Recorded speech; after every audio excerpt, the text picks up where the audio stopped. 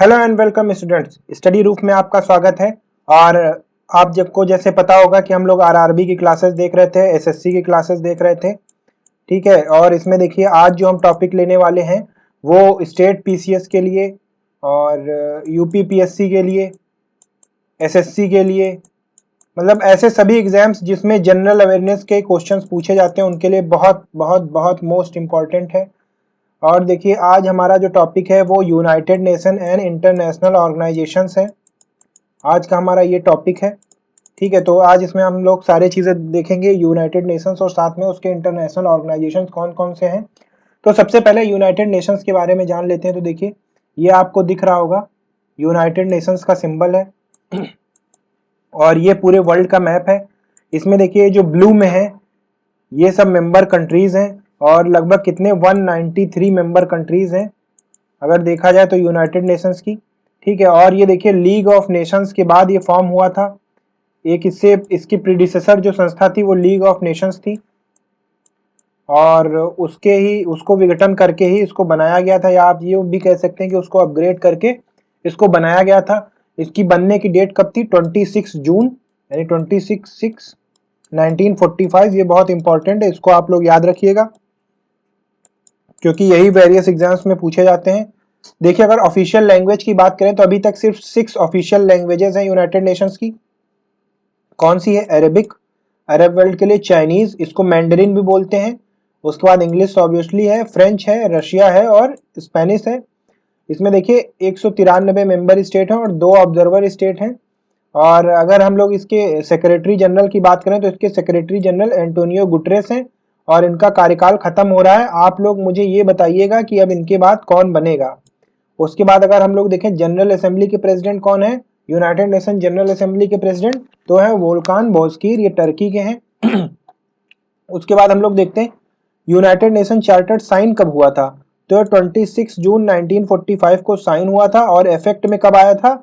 ये फोर्स में आया था 24 अक्टूबर 1945 को ये फोर्स में आया था।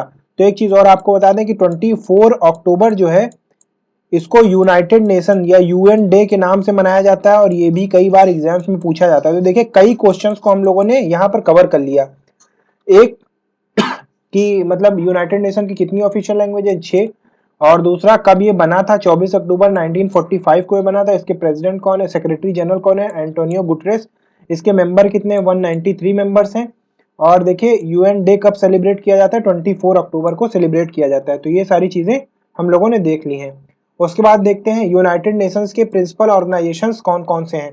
तो देखिए प्रिंसिपल ऑर्गन्स की अगर हम लोग बात करें तो यूनाइटेड नेशन सेक्रेटेरिएट है, यूनाइटेड नेशन जनरल असेंबली है, international court of justice ICJ. और ये कहाँ पर स्थित है? देखिए एक बार टीटी में क्वेश्चन पूछा गया था और एक बार ये पीसीएस में पूछा गया था। यूपी टीटी और यूपी पीसीएस में ये क्वेश्चन पूछा जा चुका है, ठीक है। यूपी पीसीएस में क्वेश्चन पूछा जा चुका है कि इसका जो आईसीजे वो कहाँ पर स्थित है। तो देखिए ये हेग में है और हेग कहाँ पर है? नीदरलैंड्स में, ठीक है। तो ये कहाँ पर है? हेग में है। और हेग कहाँ पर है? नीदरलैंड्स में है, ठीक, दी नीदरलैंड, जिसको हॉलैंड भी हम लोग कहते थे। और उसके बाद यूनाइटेड नेशन सिक्योरिटी काउंसिल है, United nation economic and social council है, यूनाइटेड नेशन ट्रस्टीशिप काउंसिल है। देखिए अगर आपने अभी तक हमारे चैनल को सब्सक्राइब नहीं किया तो यूट्यूब पर जाएं और टाइप करें STUDY स्टडी और उसके बाद लिखें रूफ, स्टडी रूफ को सर्च करें। यहाँ पर आपको यूपीटीटी, एसएससी और आरआरबी सभी के लिए फ्री में क्लासेस मिल जाएंगी। और अगर आपने अभी तक हमारे टेलीग्राम चैनल को ज्वाइन नहीं किया तो टेलीग्राम पर जाएं और सर्च करें स्टडी रूफ। और हमारे व्हाट्सएप पर जुड़ने के लिए नीचे कमेंट करें या लिंक करें। आप मुझसे डायरेक्टली इंस्टाग्राम पर भी जुड़ सकते हैं @आलोक दीक्षित मी पर, @आलोक दीक्षित मी पर सर्च करके जुड़ सकते हैं। और ट्विटर पर भी आप @आलोक दीक्षित मी सर्च करके जुड़ सकते हैं, ठीक है। ये मेरी ट्विटर और इंस्टाग्राम है, यहाँ पर आप अपने डाउट्स और कमेंट्स पूछ सकते हैं। अगर आपको वीडियो पसंद आया हो तो लाइक करें और सब्सक्राइब करें हमारे चैनल को। चलिए आगे देखते हैं। अगला जो ऑर्गेनाइजेशन है वो हमारा यूनेस्को है, United Nations Educational, Scientific and Cultural Organization. देखिए जो छोटे 1 डे एग्जाम्स होते हैं उसमें इसका फुल फॉर्म ही पूछ लिया जाता है। देखिए इसमें कितने मेंबर्स हैं? 193 मेंबर्स हैं, इसमें भी 193 मेंबर्स हैं। और देखिए ये किसके किसके साथ पार्टनर करता है? नॉन गवर्नमेंटल ऑर्गेनाइजेशन, इंटर गवर्नमेंटल्स के साथ।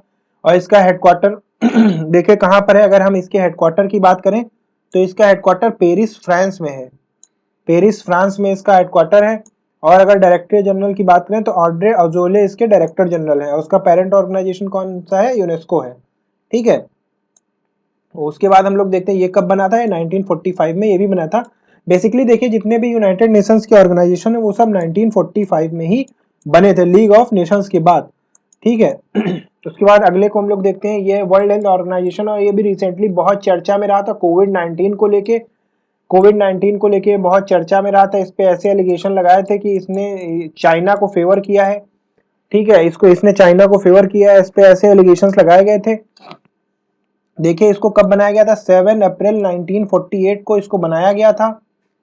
और इस डे को नेशनल हेल्थ डे यानी राष्ट्रीय स्वास्थ्य, इंटरनेशनल हेल्थ डे यानी अंतरराष्ट्रीय स्वास्थ्य दिवस के रूप में भी मनाया जाता है। इसको इंटरनेशनल हेल्थ डे के रूप में भी मनाया जाता है। इसको स्वास्थ्य दिवस के रूप में भी 7 अप्रैल को मनाया जाता है, इसमें लिखा हुआ है। और इसकी पहली मीटिंग देखिए कब हुई थी? 24 जुलाई 1948 को हुई थी। और ये भी लीग ऑफ नेशन से होके गया था। इसमें और चीज़ें आपको नहीं देखनी, बस इसके हेडक्वार्टर देख लीजिएगा। इसका हेडक्वार्टर जेनेवा स्विट्जरलैंड में है। इसका हेडक्वार्टर जेनेवा स्विट्जरलैंड में है। और कब फॉर्म हुआ था? 7 अप्रैल 1948 को ये फॉर्म हुआ था। इसके हेड कौन है? Tedros Adhanom Ghebreyesus. ठीक है, यहाँ पर दो ही नाम लिखे, टेड्रोस एधेनॉम और गिब्रेयस इसके डायरेक्टर जनरल हैं। और सौम्या स्वामीनाथन ये इंडियन ओरिजिन के डिप्टी डायरेक्टर जनरल, ये भारत की है, अभी हाल ही में बनी थी। तो ये भी करंट का क्वेश्चन है, पूछा जा सकता है। चलिए आगे हम लोग देखते हैं यूनाइटेड नेशन जनरल असेंबली के बारे में। तो यूएन जनरल देखिए कब फॉर्म हुआ था? 1945 में, आज से 75 साल पहले फॉर्म हुआ था। ये प्रिंसिपल ऑर्गेनाइजेशन है। और इसका देखिए इसके हेड की अगर बात करें तो वोल्कान बॉस्किर इसके प्रेसिडेंट है। और ये कहाँ से? टर्की से हैं। ये जो फ्लैग है टर्की से है। और देखिए इसकी पावर्स, कंपोजिशन, फंक्शन और प्रोसीजर सब chapter 4 of United Nations charter में लिखा हुआ है। और देखिए ये अदर अन्य रिपोर्ट्स और other parts of UN system को कोलैबोरेट करता है। ठीक है, यहाँ पर मीटिंग होती है। यह एक ऐसा ऑर्गेनाइजेशन है जहाँ पर जितने भी मेंबर कंट्रीज है सबका इक्वल वेट है, मतलब इक्वल वोट है। जैसे अगर कोई छोटी कंट्री है तो भी उसका वोट एक ही है, और अगर कोई बड़ी कंट्री है तो भी उसका वोट एक ही है। ठीक है, तो चलिए अगला ऑर्गेनाइजेशन हम लोग देखें। इसमें बेसिकली देखिए आपको कब फॉर्म हुआ था ये देखना है कि फॉर्म कब हुआ था। उसके बाद हमें ये देखना है कि हेड कौन है इसके, और उसके बाद हम लोग फुल फॉर्म देख लें। बस इससे ज्यादा नहीं पूछा जाएगा। और हेडक्वार्टर इसका, इन चार चीजों के अलावा और कुछ नहीं पूछा जाएगा। यूएनएचसीआर की अगर हम लोग बात करें, office of United nation high commissioner for refugees, तो इसको देखिए 1950 में बनाया गया था, आज से तकरीबन 70 साल पहले। और ये एक नॉन प्रॉफिट ऑर्गेनाइजेशन है। अगर इसके हेडक्वार्टर की बात करें तो हेडक्वार्टर इसका जेनीवा स्विट्जरलैंड में है। ये देखिए जेनीवा स्विट्जरलैंड में इसका हेडक्वार्टर है। और फिलिप्पो ग्रैंडी इसके हेड हैं। ठीक है, और देखिए ये 1967 के जो प्रोटोकॉल है, refugee protocol, which expanded the geographic and temporal scope of refugee assistance. तो ये बेसिकली रेफ्यूजीज के असिस्टेंट के लिए बनाया गया। और इसकी जो है 50th एनिवर्सरी जो थी, देखिए 65th एनिवर्सरी जो थी 2015 में बनाई गई थी। और इसने अभी तक कम से कम 5 करोड़ रेफ्यूजीज को सहायता प्रदान कराई है। 5 करोड़ रेफ्यूजीज को सहायता प्रदान कराई है।